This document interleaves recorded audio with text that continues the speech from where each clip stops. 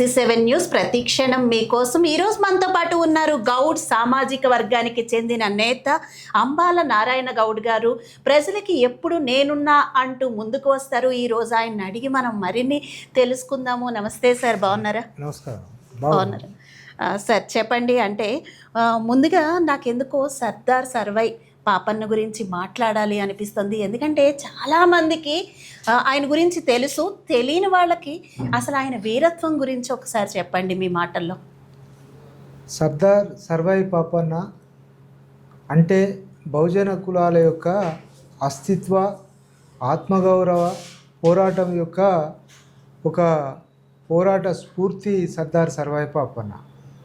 ఊరు కొడితే నేమి ఫలము, వాడ కొడితే నేమి ఫలము, కొడితే బందరు బస్తీలు కొట్టాలి, గోల్కొండ కోటలం కొట్టాలి, రాజులం కావాలి, రాజ్యం ఏలాలి అని చెప్పి 300 సంవత్సరాల క్రితమే మొఘలు పాలకులకు వ్యతిరేకంగా, భూస్వాములకు వ్యతిరేకంగా, పెత్తందారులకు వ్యతిరేకంగా మామూలు కల్లుగీత కుటుంబంలో పుట్టిన సర్దార్ సర్వై పాపన్న గౌడు మరి ఆనాటి అసాధారణ పరిస్థితుల్లో ఇలాంటి శాస్త్ర సాంకేతిక అంశాలు అభివృద్ధిలో లేనప్పుడే సర్దార్ సర్వై పాపన్న మరి కుండలు చేస్తే కుమ్మరివాడు, చెప్పులు కుడితే మాదిగవాడు, చేపలు పడితే బెస్తవాడు, తాళ్ళెక్కితే గమలవాడు, మునగాడు చట్టం వచ్చునా పాలెగాడు చట్టం వచ్చునా అని చెప్పి మరి ఆనాటి పరిస్థితులలో మరి వృత్తిదారులు, వ్యవసాయానికి సంబంధించిన రైతులు మరి మొఘల్ పాలనలో పెత్తందారులు విపరీతమైన పన్నులు వసూలు చేస్తున్నప్పుడు మరి పన్నులు ఎందుకు కట్టాలి, మీకు కిస్తులు ఎందుకు కట్టాలని చెప్పి ఈ ప్రజలందరినీ కూడా ఏకం చేసి మరి ఆనాడు తాటికొండ కిలాషాపురంలో పుట్టిన ఒక స్వయం పాలన ఉద్యమం, మొఘలు పాలనకు తెలంగాణలో చర్మగీతం పాడి మరి ఇక్కడ గోల్కొండ మీద బహుజన జెండా ఎగురవేసిన గొప్ప పోరాట యోధుడు సర్దార్ సర్వై పాపన్న. ఆయన పాలనలో ఈ తెలంగాణలో మరి అనేకమైన విప్లవాత్మకమైన మార్పులు వచ్చినాయి. మరి ఆ మార్పులు సామాజిక న్యాయం, మరి ఈరోజు మనం ఏదైతే ఈ మెజారిటీ ప్రజలకు రాజ్యాధికారంలో భాగస్వామ్యం కావాలని అనుకుంటున్నామో మరి సర్దార్ సర్వై పాపన్న 300 సంవత్సరాల క్రితమే అన్ని బహుజన కులాలకు మనకు రాజ్యాధికారంలో వాళ్ళ భాగస్వామ్యం ఉండాలని చెప్పి మరి ఆనాడు ఈ వర్గాలందరినీ కూడా ఒక వేదిక మీద తీసుకొచ్చి ఒక చాకలి సర్వన్నను, మంగలి మాసన్నను, కుమ్మరి గోవిందును, ఎరుకల నాంచార్ని, దూదేకుల మీర్ సాహెబ్ను, ఇట్లా హనుమంతు, తర్వాత సంచార కులాలకు సంబంధించిన వారికి, ఆదివాసీలకు అధికారంలో భాగస్వామ్యం కల్పించిన ఒక పోరాట యోధుడు. ఈ దేశంలో మార్క్సిజం కానీ, మావోయిజం కానీ, పూలేవాదం కానీ, తర్వాత ఇలాంటి వాదాలు ఈ దేశంలోకి రాకముందుకే మరి సర్దార్ సర్వై పాపన్న బహుజన వాదాన్ని తీసుకొచ్చి మరి ఈ దేశంలో సామాజిక న్యాయాన్ని అమలు చేసిన ఒక పోరాట యోధుడు. మనకు ఈరోజు మనం చెప్పుకుంటున్నాం ఈ అనేక వాదాల కంటే ముందే బుద్ధుని తర్వాత పుట్టిన మరొక బుద్ధుని యొక్క వారసత్వం సర్దార్ సర్వై పాపన్న. బుద్ధుడు బహుజన హితాయ బహుజన సుఖాయ అని చెప్పి ఆనాడు ఈ ప్రజల కోసం తను ఖడ్గాన్ని విడిచి మరి మొత్తం కూడా అహింసా మార్గంగా ఒక తన యొక్క ఆలోచనలను ప్రజల మధ్యకు తీసుకుపోయాడు. ఆ తర్వాత సర్వై పాపన్న ఈ బహుజనులకు ఎదురవుతున్న అనేక అంశాల్లో వాళ్ళ యొక్క మీద దాడులకు మళ్ళీ కూడా సర్దార్ సర్వై పాపన్న బుద్ధుడు వదిలిపెట్టిన ఖడ్గాన్ని ఇతను పట్టుకొని అతనితో పాటు తన సహచర కులాలకు సంబంధించిన వాళ్లకు ఆయుధాలను కొనుగోలు చేసి వారికి అందించి ఆనాటి పరిస్థితులలో మరి కత్తి పట్టడం తప్పదు కాబట్టి మరి అతను కత్తి పట్టి ఈ వర్గాలకు మరి విముక్తి కలిగించిన ఒక పోరాట యోధుడు పాపన్న. ఆయన యొక్క వాదం ఈరోజు మనం ప్రజాస్వామ్యంలో ఓటు అనే ఆ ఖడ్గాన్ని ఉపయోగించి పాపన్న పట్టిన కాలంలో ఖడ్గం మనకు అవసరం ఉంది. ఈరోజు ఓటు ఖడ్గాన్ని పట్టుకొని మరి మనం ఈ జనాలకు విముక్తి కల్పించాల్సిన బాధ్యత పాపన్న వారసత్వం నుండి బహుజన కులాలు బీసీలు అందుకోవాలని మరి అలాంటి స్ఫూర్తి సర్దార్ సర్వాయి పాపన్న అందించాడు. ఆనాడు పాపన్న అందించిన స్ఫూర్తి ఇప్పటి కూడా ఆ యొక్క సజీవంగా ఉంది కాబట్టి అది జీవం ఉందిగా మేము భావిస్తూ మరి ఈరోజు ముందుకు పోతున్నాము. నేడు 18 ఆగస్టున సర్వాయి పాపన్న జయంతి ఉంది కాబట్టి ఆ రోజు పాపన్న విగ్రహాన్ని తెలంగాణ రాష్ట్ర ప్రభుత్వం విగ్రహ రూపంలో సచివాలయంకి ఎదురుగా పెడుతురు. దాన్ని మేము స్వాగతిస్తూ ముందుకు పోతామని చెప్పి సందర్భంగా తెలియజేస్తున్నాం. సార్ చాలా అంటే చాలా చక్కగా, అంటే ఏదో తెలుగు పుస్తకం ఒకసారి నెమరేసుకొని మొత్తం ఆయన కథ అంతా చూసినట్టు అనిపిస్తుంది. అంత బాగా చెప్పారు. అసలు అంటే చాలామందికి ఈ జనరేషన్లో ఆయన గురించి తెలీదు.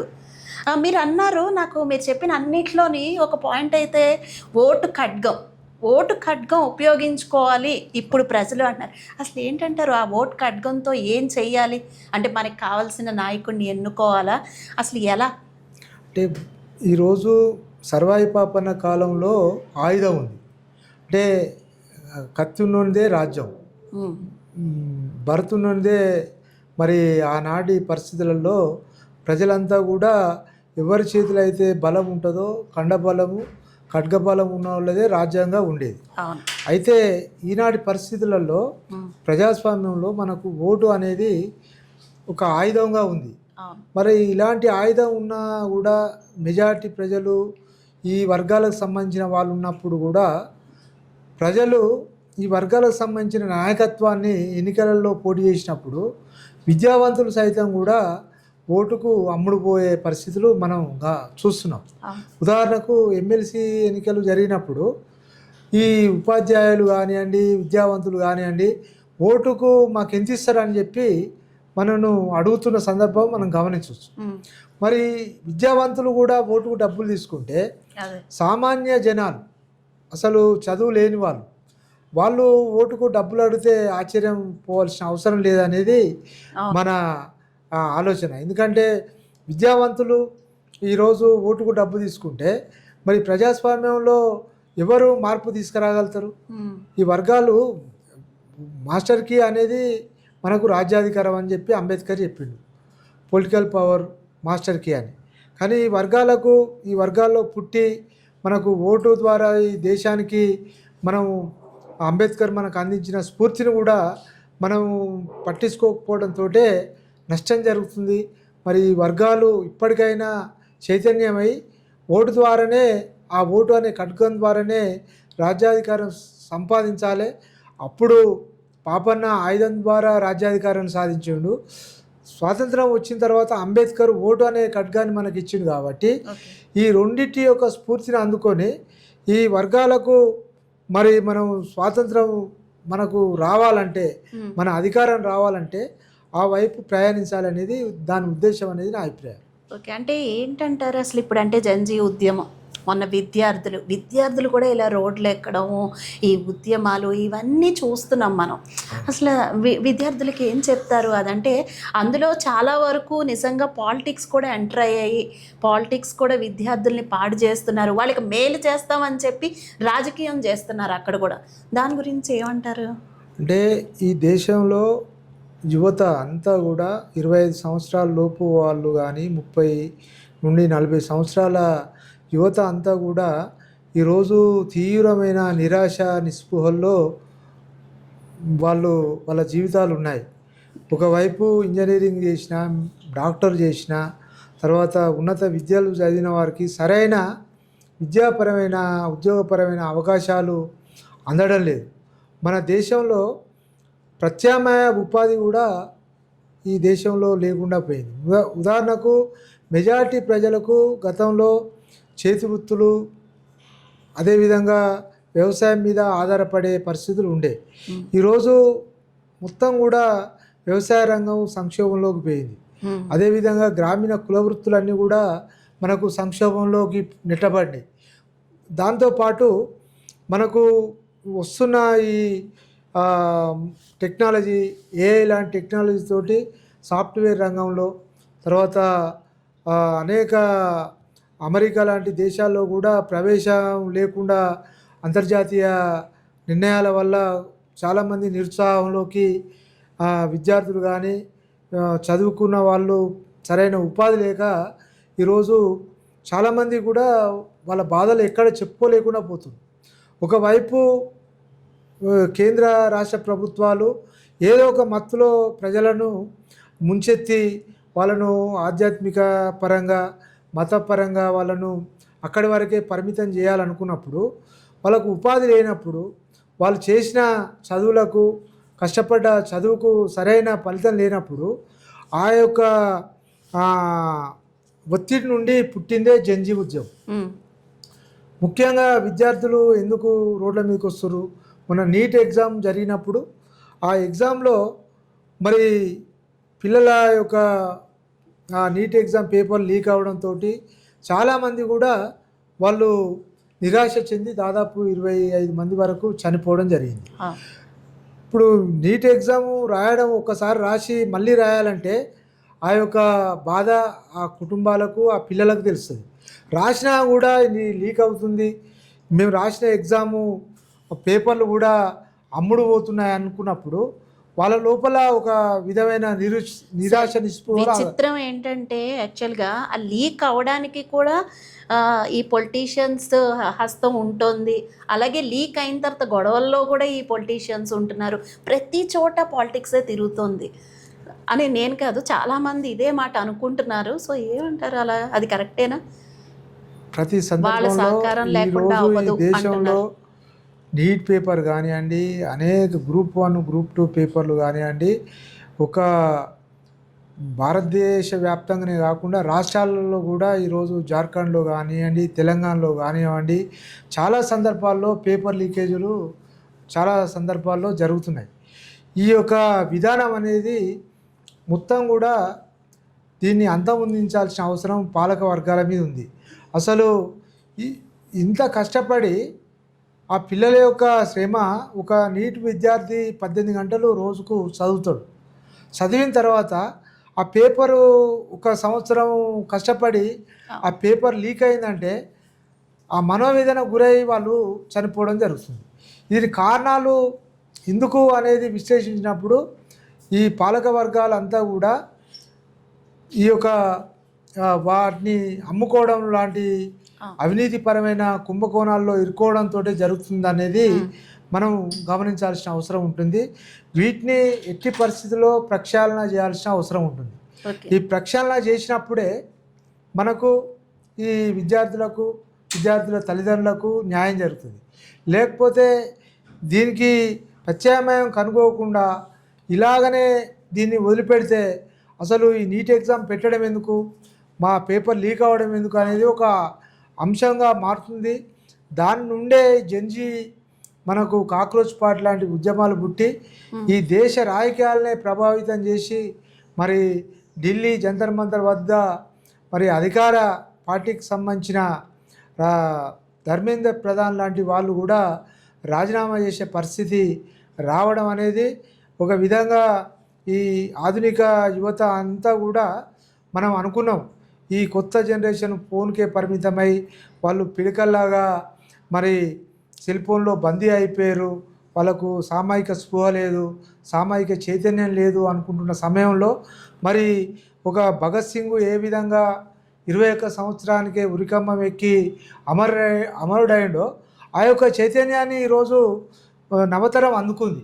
మరి ఈరోజు ఒక కొత్త చైతన్యము ఈ దేశంలో రావడం, యువత కూడా జంజీ విద్యార్థులు యువత ఈ యొక్క అంశాలను మరి బాధ్యతగా ఇలాంటి అవినీతికి వ్యతిరేకంగా విద్యా విధానంలో మార్పుకు ప్రక్షాళనకు ముందుకు రావడం అనేది స్వాగతించాల్సిన అవసరం. ఆ ధర్మేంద్ర ప్రధాన్ రాజీనామాతోనే సరిపోకుండా ఈరోజు దేశంలో నిరుద్యోగం సంబంధించి కానివ్వండి, అవినీతికి సంబంధించి కానివ్వండి, రైతాంగ సమస్యకు సంబంధించి కానివ్వండి, పాలక వర్గాలు ఏదైతే ఈ ప్రజా వ్యతిరేక విధానాలకు వ్యతిరేకంగా పనిచేస్తున్నారో వాటికి వ్యతిరేకంగా కానివ్వండి, ముఖ్యంగా ఈ 12 సంవత్సరాల కాలంలో కేంద్ర ప్రభుత్వము ఎంతమంది నిరుద్యోగులకు ఉద్యోగాలు ఇచ్చింది, ఎన్ని ప్రైవేటు రంగాలను మరి ఎల్ఐసి లాంటి సంస్థలను మనకు ఎయిర్పోర్ట్లు కానివ్వండి, తర్వాత సముద్ర తీర ప్రాంతాలను ప్రైవేటు వ్యక్తులకు కట్టజెప్పి మరి కార్పొరేట్ శక్తులను రోజు రోజుకు కొన్ని లక్షల కోట్లకు అధిపతులు చేస్తూ సామాన్యుని యొక్క పరిస్థితి మొత్తం దిగజారిపోతుంది. పెట్రోల్ ధర పెరిగింది, నిత్యావసర వస్తువులు ధరలు పెరిగినాయి, పేదరికం రోజు పెరుగుతుంది. ప్రభుత్వ సంక్షేమ పథకాలు ఇస్తేనే వాడు కంట్రోల్ బియ్యం ఇస్తేనే వాడు బతకడం కాడికి వచ్చింది. ఇలాంటి పరిస్థితులు ఈ దేశంలో నెలకొన్నాయి. మరి ఇలాంటి పరిస్థితుల నుండి ప్రజలు బయటపడాలంటే ఈ యువతనే ఆలోచించాలి, జంజీ యువతనే ఆలోచించాలి. కాక్రోచ్ అనేది మనకు అంటారు కదా, జిల్లపురుగా బొద్దింకలు, వాటిని అంటరాని పురుగుల్లాగా చూసే వాటినే అక్క నుండే ఒక రాజకీయ పార్టీ నిర్మాణం చేసి మరి ఈరోజు విద్యార్థులు మొత్తం కూడా ప్రజలను ఒక వేదిక మీద తీసుకొచ్చి వాళ్ళ ఫాలోవర్స్ ఈరోజు కొన్ని కోట్ల మంది వాళ్ళకు ఇన్స్టాగ్రామ్లో కానివ్వండి సోషల్ మీడియాలో పెరిగిరు. మరి అలాంటి పరిస్థితులు వచ్చినాయంటే ఆ యొక్క ఉద్యమం అనేది చాలా అద్భుతమైన ఉద్యమం. దాన్ని ఇంకా దీని పరిణామాలు రానున్న రోజులలో ఏ విధంగా ఉంటాయనేది కూడా అంచనా వేయలేని విధంగా ఈరోజు మారినాయి. మళ్ళీ మనం ఒకసారి పాలిటిక్స్ గురించి మాట్లాడుకుంటే రాజకీయాలు ఎలా ఉన్నాయంటారు? అంటే ఇప్పుడు ఉన్న ప్రభుత్వం ఎలా ఉంది అంటారు? ప్రభుత్వాలు ఇప్పుడు మనకు ఇప్పటి వరకు అన్నీ కూడా ప్రజలకు తాత్కాలికంగా కడుపు నొప్పి లేస్తుందంటే మాత్ర ఇచ్చి అప్పటి వరకు నీ నొప్పి నివారణ కోసం మాత్రలు ఇచ్చి నివారణ చేసే ప్రభుత్వాలే ఉన్నాయి. మనకు సంక్షేమ ప్రభుత్వాలు ఎంతకాలం వచ్చినా కూడా ప్రభుత్వాల మీదనే ఆధారపడాల్సి వస్తుంది. మేడం, ప్రజలకు ప్రత్యామ్నాయ ఉపాధి కల్పించాల్సిన అవసరం ఉంది. ఈరోజు చైనా ఉంది, చైనాలో అసలు ఉపాధి అవకాశాలు అనేది ప్రభుత్వం కల్పిస్తుంది. నీకు ఇంటిలో నలుగురు ఉంటే నలుగురికి ఉపాధి ఉంటుంది. ఇప్పుడు విద్య అయిపోగానే ఒక యువకునికి ఉపాధి ఉంటుంది, ఇంట్లో మహిళ ఉంటే ఆమెకు ఉపాధి ఉంటుంది. ఎవ్వరు కూడా ఖాళీగా ఉండరు. ఇంట్లో ఉన్న వాళ్ళు ప్రతి ఒక్కరికి వాచులు తయారు చేయడం కానీ, సెల్ ఫోన్లు తయారు చేయడం కానివ్వండి, కుటీర గృహ అలంకరణ వస్తువులు తయారు చేయడం కానివ్వండి, తర్వాత అనేక అంశాలకు సంబంధించింది ఈరోజు చైనా మార్కెట్ ప్రపంచాన్ని విస్తరించింది. అంటే వాళ్ళ యొక్క ప్రోడక్ట్స్ అన్నీ కూడా భారతదేశమే కాదు అమెరికా లాంటి దేశాలకు మరి ఎగుమతి అవుతున్నాయి. మరి భారతదేశంలో ఇప్పుడు ఉపాధి ఈ దేశంలో యువతకు ఉందా? చదువుకున్న వాళ్ళకు ఎంతమంది ఈరోజు ఇంజనీరింగ్ చేసిన వాళ్ళు ఖాళీగా ఉన్నారు? ఎంతమంది విద్యావంతులు ఈరోజు ఖాళీగా ఉన్నారు? అసలు ఉపాధి ప్రత్యామ్నాయ ఉపాధి ఏముంది? గ్రామాన్ని మనం ఒక యూనిట్గా తీసుకున్నప్పుడు, గ్రామంలో ఒక ఊరు చైనాలో తీసుకున్నప్పుడు, చైనాలో ఒక గ్రామాన్ని తీసుకుంటే అక్కడ కొన్ని 100 పరిశ్రమలు ఒక ఊర్లో ఉంటాయి. అగ్గిపుల్లలు తయారు చేసే పరిశ్రమ ఉంటుంది, అగరబత్తీలు చేసే పరిశ్రమ ఉంటుంది, క్యాండిల్స్ చేసే పరిశ్రమ ఉంటుంది, గడియారాలు చేసే పరిశ్రమ ఉంటుంది, వాచిపోన్లు. మనకు గ్రామంలో చూసుకోండి మీరు, మన గ్రామాలల్లో గంజాయి పరిశ్రమలు ఈరోజు తెలంగాణలో ఉన్నాయి, గుడాంబ తయారు చేసే పరిశ్రమలు గ్రామాలలో ఉన్నాయి, బెల్ట్ షాపులు తయారు చేసే పరిశ్రమలు గ్రామాలలో ఉన్నాయి. ఈరోజు యువత అంతా కూడా నిర్వీర్యం అయిపోతుంది. యువతకు ఉపాధి లేదు. ప్రత్యామ్నాయ ఉపాధి కల్పించాలి. ఈ యొక్క నల్ల చట్టాలకు వ్యతిరేకంగా ప్రభుత్వాలు పనిచేయాలి. ప్రజలకు ఉపాధి అవకాశాలు కల్పించాలి. ఉపాధి నీకు గ్రామీణ ప్రాంతాల్లో మీకు ఉపాధి ఎక్కడ ఉంది? వ్యవసాయం తప్పితే కుల వృత్తులు అన్నీ లేవు. ఈరోజు చేనేత అంతరించిపోయింది. తర్వాత మనకు కల్లుగీత వృత్తి ఒకరోజు 100 ముస్తాదులు ఊర్లో కట్టుకొని తాళ్ళు ఎక్కితే ఈరోజు 10 ముస్తాదులు కూడా తాళ్ళు ఎక్కే పరిస్థితి లేదు. ఈరోజు గ్రామీణ ప్రాంతాల్లో ఒకనాడు ఈ ఊరికి కొలిమి తోటే ఊరు తెల్లారేది. కమ్మరి కానీ, వడ్రంగి కానీ, కంచరి కానీ, స్వర్ణకారుడు కానీ. ఈరోజు స్వర్ణకారులకు పని లేదు ఊర్లల్లో. ఒక 10 కుటుంబాలు స్వర్ణకారులది బంగారం పనులతో బతికేది. ఈరోజు ఒక్క ఊర్లో చూడండి స్వర్ణకారుల కుటుంబం ఉందా? అంతా మనకు రెడీమేడ్ మొత్తం జ్యువెలరీస్, పెద్ద పెద్ద జ్యువెలరీస్ వచ్చి వాళ్ళ కార్పొరేట్ శక్తులకు, గుజరాత్ వాళ్ళ చేతులకు పోయినాయి. అంతా మనకు మార్వాడీసుల చేతిలోకి ఈరోజు స్వర్ణకారుల వృత్తి పోయింది. కమ్మరోళ్ళ వృత్తి మొత్తం ఊర్లో లేదు. కమ్మరి కొలిమి అంటిస్తేనే ఊరు తెల్లారేది. వ్యవసాయ పనిముట్లు, వృత్తిదారుల పనిముట్లు ఈరోజు ఉందా? లేదు. వడ్రాంగి లేకుండా వ్యవసాయం లేకుండే, కుల వృత్తులు లేకుండే, వాళ్ళకి పని లేకుండా అయిపోయింది. ఇలాంటి పరిస్థితులు ఊర్లో పని లేదు మేడం.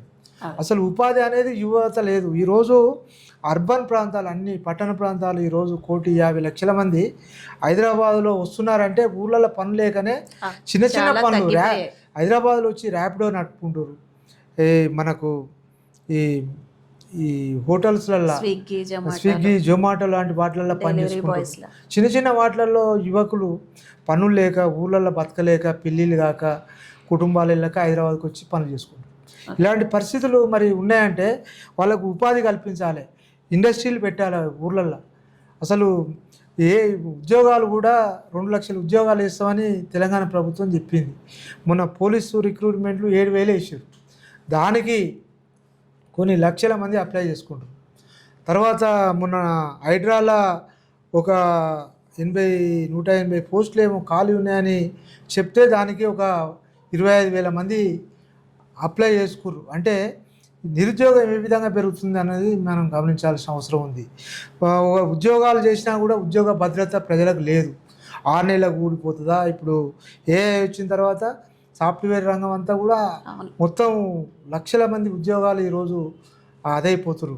రానున్న రోజులల్లో ఈ ఏఐ ఇంకా డెవలప్ అయితే ఎంతమంది ఉద్యోగాలు పోతాయి అనేది కూడా చాలా ఒక సంక్షోభ సమయం కూడా దేశంలో వచ్చే పరిస్థితి ఉంది. మరి వీటన్నిటి నుండి కూడా మనం ప్రత్యామ్నాయ ఉపాధి ప్రజలకు కల్పించాలంటే పాలక వర్గాలు నిజాయితీగా పనిచేయాలి. ముఖ్యంగా ఈ వర్గాలకు సంబంధించిన అంశాల పట్ల వాళ్ళకు ఒక కసి, ఒక ఏదైనా ఒక చేయాలి అనే తపన ఉంటే అది సాధ్యమవుతుంది. అది రాష్ట్రంలో ఈ దేశంలో ఎక్కడ అవపడతలేదు. ప్రజలందరూ కూడా ఆధ్యాత్మికం పేరుతోటి, మతం పేరుతోటి వాళ్ళను నిండా ముంచి ఆ మత్తులో ఉంచే పరిస్థితి ఉంది. వాటి నుండి యువత బయటికి రావాలి. ఈ దేశం నాయకత్వం, రాజకీయాలు కూడా మార్పు జరగాలని కోరుకుంటున్నాం. చూశారు కదా అండి, నారాయణ గౌడ్ గారితో చాలా విషయాలు అయితే చర్చించుకున్నాం. మళ్ళీ ఇలాంటి ప్రోగ్రామ్స్తో మీ ముందుకు వచ్చేస్తాం. అంతవరకు చూస్తూనే ఉండండి BC7 న్యూస్. మీకు కనుక ఈ ప్రోగ్రామ్ నచ్చినట్లయితే లైక్ చేసి, షేర్ చేసి, సబ్స్క్రైబ్ చేయండి.